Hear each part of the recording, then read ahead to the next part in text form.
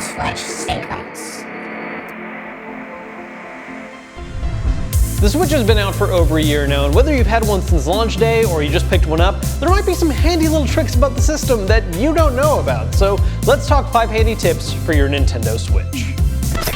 Secrets. First up, now you may realize that the Joy-Con is just a Bluetooth controller, and in fact, there are products out there that allow you to do things like hook up a Joy-Con to other devices using a USB. There's other items that allow you to use different Bluetooth stuff with a Switch, but when it comes to just the Joy-Con itself, you can actually just sync this to other Bluetooth devices on its own really simply. All you gotta do is make sure it's disconnected from your Switch, hit and hold the sync button, and then just do whatever setups are necessary on the item you're using, like a MacBook or a PC, to hook it up. You might have to take a couple of extra few steps just to configure it properly, but once you get it running, it's just a really simple controller you can use. So let's check it out.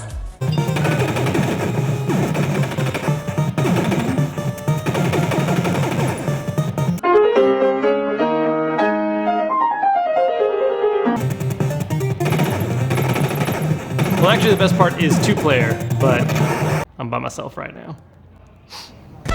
Secrets. Next, let's talk something not functional at all, but it is like a cool little Easter egg that all Switches have that I had no idea about until I started researching stuff for this video.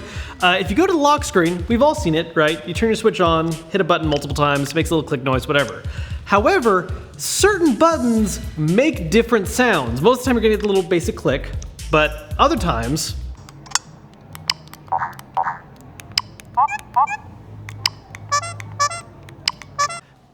I have no idea what else to say for this segment. Secrets. By the way, if you're curious about the Pikachu Joy-Cons I got going on here, we actually picked these up from Etsy for another video we did recently. If you've missed out on it, you definitely want to check it out. It was a Pokemon Snap Station Switch setup, which took a little bit of work and maybe had a few problems, but looked really amazing. If you missed it, make sure to check it out. Next up is a super handy trick for those of you that are the sole users of your Switch. You don't have anyone else using it. Something that's really annoying, and I don't know why this is even a setting and not just something that the Switch automatically does, but you may notice that even when you're the only user on a Switch, every time you start up a game, it asks you to pick a user, as though it's a really difficult choice to make. There's just the one. So if you actually go into the settings, there's a way to turn this off by going to the user page and then selecting to skip user select. This option will only show up if you're the sole user of the Switch, because if you have multiple users registered, how are other people supposed to be able to actually pick their profile? Secrets.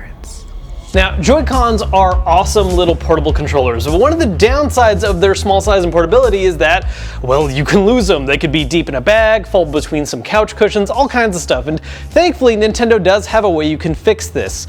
Inside the Switch itself, you can actually go to the pairing menu, and there's a section called Find Controllers, and when you go in this, you'll see a list of all the different Joy-Cons that you've had synced to this Switch. Once you do that, you select the one you're missing, and if you're close enough, you should be able to hit a button and have it vibrate so that you can hear it and track it down. And in fact, we're going to demonstrate this because the guys in the office actually hit a Joy-Con somewhere up here that I now need to find. So let's go ahead, find controllers. I want to find this guy. Okay, definitely hear it.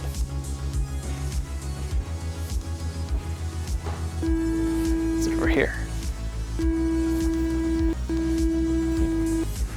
Yeah, it's either, oh, is it like in the ground back here? Did you guys like pull the couch out? No? Oh, yep, there it is. Hey! So, yeah, that definitely works. All you have to do is just hold down the button and it'll vibrate. So, super handy.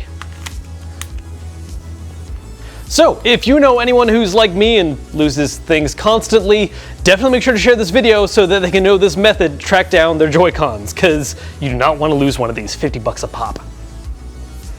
Secrets. Next up, for those of you who actually like to know the statistics of what you've been playing on your Switch, there actually is an activity log that's pretty missable depending on how you use it. If you don't really ever check your profile page much, if you don't mess with friends, if you just spend a lot of time in single-player games, you're gonna miss out on this. And all you have to do is actually go to this little profile page in the upper left-hand corner, click on the profile you wanna check on, and instead of going to friend list or anything like that, just go over to your main profile right here, and below, you'll see the list of everything you've been playing. It's organized in the order of most recently played, and it'll list either a specific time or at least a good approximate measurement of how much time you spent, whether that's just a few hours in an indie game, 20 or more hours in Super Mario Odyssey, or over 100 hours in Zelda.